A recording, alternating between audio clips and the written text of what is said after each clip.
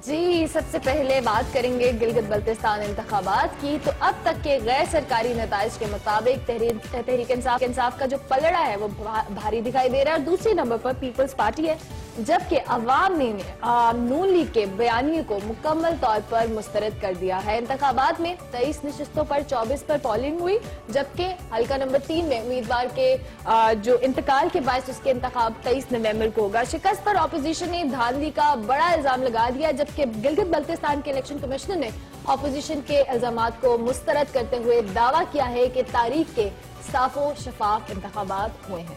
बिल्कुल। और जीबी के अवाम की बात करें तो वोटिंग के दौरान शहरियों का जोशो खरोश दीदनी था। बर्फबारी और मंफी 6 डिग्री सेंटीग्रेड भी अवाम के जज्बे को कम न कर सका।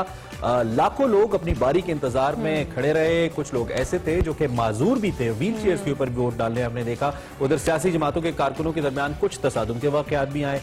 पाकिस्तान हो, इलेक्शन हो तो थोड़ा बहुत तो हो ही जाता है, जिसमें कुछ अफराद के जख्मी होने की भी इतलात मिली हैं। और हमारी इस सारी सूरत हाल के ऊपर इमरान सनाउल्लाह हमारे एंकर पर्सन है, उनसे भी हम कोशिश करेंगे बात करें, वो भी वहां पे मौजूद हैं। लेकिन इससे पहले हमारे साथ कामरान यूसुफ साहब मौजूद हैं, जो कि सीनियर तज्जिया के पॉलिटिकल अफेयर्स के एक्सपर्ट हैं, रिव्यू के एंकर हैं। उनसे जरा पूछते हैं कि वो इस सारी सूरत हाल से सरप्राइज हुए हैं या वो भी समझते हैं कि नहीं, जो रिजेक्टेड की ट्वीट असद उमर साहब ने की उससे एग्री करें। Kamran, thank you very much and good morning. It's sort of a warm warning in terms of political situation. आपने देखे रिजल्ट्स अब तक और तहरीक इंसाफ वाज़ेह लीड लेती नजर आती है। वैसे तो रिवायत से हटकर नहीं है, लेकिन आप कैसे देख रहे हैं, क्या तज्जिया आपका? देखें, ये एक लिहाज से मुतवक्के नतीजा भी है और गैर मुतवक्के भी। मुतवक्के इसलिए कि जैसे आपने खुद जिक्र किया कि पिछले भी जो 2 इंतखाबात हुए थे, होता यही है कि गिलगित के अवाम उसी जमात को मुंतखब करते हैं जिनकी विफाक में हुकूमत होती है। तो इस वक्त जाहिर है कि तहरीक इंसाफ की विफाक में हुकूमत है और फिर गिलगित बल्तिस्तान में तहरीक इंसाफ ही इस वक्त लीड कर रही है। ये मुतवक्के नतीजा है मेरे ख्याल में। लेकिन गैर मुतवक्के इसलिए है क्योंकि अगर आप अपोजिशन की जमातें, खास करके पीपल्स पार्टी और PMLN, खुद बिलावल भुट्टो जरदारी और मरियम नवाज ने कैंपेन को लीड किया और जितने बड़े बड़े जलसे वहां पे किए और जो इलेक्शन के नतायज आए हैं उस लिहाज से वो ट्रांसलेट नहीं हुए, तो ये मेरे ख्याल में थोड़ा सा गैर मुतवक्के है। तो इसलिए बाकी तो अब मेरे ख्याल में तहरीक इंसाफ के लिए ये इक्वेशन बड़ी आसान है कि वही वहां गवर्नमेंट बनाएंगे। अच्छा कामरान, अभी हमने देखा कि जिस तरह से आपने भी मेंशन किया कि बड़े बड़े जलसे किए, पार्टी क़यादत नून लीग को पीपल्स पार्टी की बात की जो उनकी कैंपेन्स को लीड करने के लिए वहां मौजूद रही। अब जलसों में हमने आवाम को भी देखा, काफी अच्छी उन्होंने क्राउड भी इकट्ठा किया, लेकिन एट द एंड बड़े अनएक्सपेक्टेड रिजल्ट्स की बात करें और साथ में जब ये रिजल्ट्स आ गए हैं तो जो अपोजिशन कहती है कि जी धांधली हुई है। सो ये जो सिनेरियो है, पहले तो आपने जलसों में बड़ी बड़ी बातें की, उसके बाद आपने डायरेक्ट धांधली का इल्जाम लगा दिया।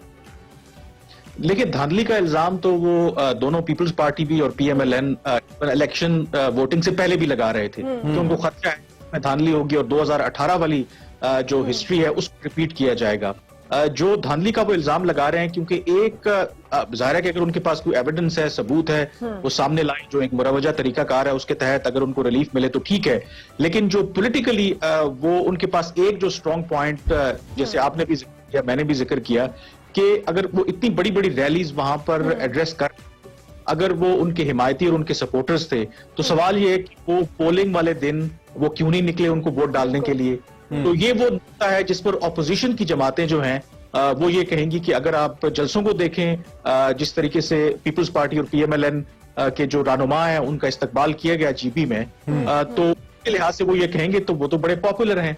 लेकिन दूसरी तरफ में तहरीक इंसाफ जो है उनके पास एक बहुत बड़ा अब ये पॉइंट आ गया है कि उनके बारे में कहा जा रहा था कि जी इमरान खान साहब शायद अपनी जो शोहरत है या पॉपुलैरिटी है वो खो बैठे हैं, तो इस GB के इलेक्शन को वो इस्तेमाल करेंगे, बल्कि इस्तेमाल कर भी रहे हैं कि जैसे आप खुद भी जिक्र किया कि ऑपोजिशन पार्टीज रिजेक्टेड और इमरान खान असद उमर साहब ने वो जो ट्वीट किया। अच्छा कामरान, ये भी बताइए, बड़ी बड़े बुर्ज जिसे कहते हैं वो भी उलट गए। हाफिज हफीजुर रहमान साहब के बारे में 2 के सरकारी हतमी नताइज आना बाकी है, लेकिन जो सुन रहे हैं, Hafiz Hafeezur Rehman former chief minister, Syed Mehdi Shah Peoples Party के former chief minister Gilgit Baltistan, दोनों अपनी नशिस्तें नहीं जीत पाए। तो इस सारी सूरत हाल को एक तो आप कैसे देख रहे हैं? क्या हम कहें कि जो पॉपुलर वोट है वो भी नहीं पड़ा, गैर रवायती वोट तहरीक इंसाफ को जिस तरह से जनरल इलेक्शन में पड़ा था, ऐसा कुछ हुआ है वहां पे भी?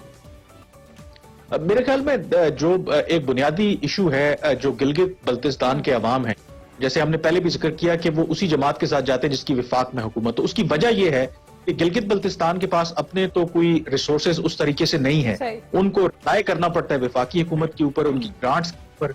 तो शायद जो वहां पर इलेक्शन लड़ने वाले हैं और जो वहां पर अवाम है वो भी ये समझते हैं कि अगर हम एक ऐसी जमात को मुंतखब करेंगे जो अपोजिशन की जमात होगी और विफाक में किसी और जमात की हुकूमत होगी, तो शायद उनके लिए मसाइल ज्यादा होंगे।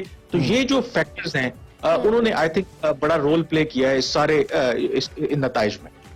ठीक है। अच्छा कमेंट्स के साथ साथ अब चूंकि हमने देखा है कि अभी सरकारी नताइज तो नहीं आए, लेकिन स्टिल तहरीक इंसाफ लीड करी है।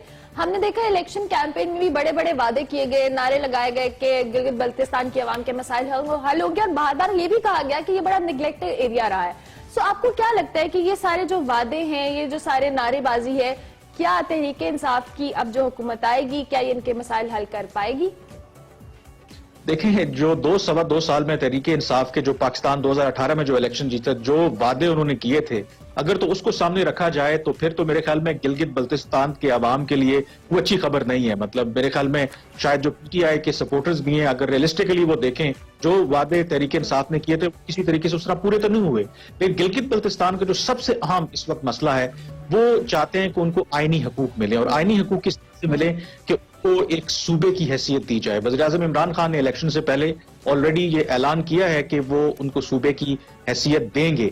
सवाल ये है कि क्या वो अपने इस वादे पर पूरा उतर पाएंगे, क्योंकि ये हसास नौयत मामला, अपोजिशन की जो जमातें हैं उनके इसके ऊपर तहफ़्फ़ुज़ात हैं, जो एजेके की गवर्नमेंट है उनके इसके तहफ़्फ़ुज़ात है, क्योंकि इसका ताल्लुक मसला कश्मीर के साथ भी जुड़ा है, क्योंकि ये बहुत अरसे से पीएमएलएन के जमाने से कोशिश हो रही है, बल्कि उन्हीं की रिकमेंडेशंस थी। सरताज अजीज साहब की ज़ेरे सदारत एक कमेटी बनी जिन्होंने रेकमेंड किया कि आरजी तौर पर गिलगित बल्तिस्तान को एक सूबा बना दिया। ठीक है कमरान भाई, एक ब्रेक हमने लेनी है, एक ब्रेक लेनी है, आप हमारे साथ ही रहिए। जब ब्रेक से वापस आते हैं तो हमने देखा कि ओपोजिशन ने अपना जो नैरेटिव है खासतौर पे जीबी इलेक्शन कैंपेन को लेकर वो लिंक किया कश्मीर के साथ, और जो इंडियन ऑक्युपाइड कश्मीर है वहां पे जो इकदामात हुए और कश्मीर के सौदे और इस किस्म के नैरेटिव को बिल्ड करने की कोशिश की, जो कि कौमी जो हमारा एक नैरेटिव है उसके खिलाफ है बटावुड से। लेकिन इस पर मैं बात करूंगा, इस पर आपकी क्या राय है। हमने एक ब्रेक लेनी है, ब्रेक के बाद वापस आते हैं तो लिंक करते हैं दोबारा।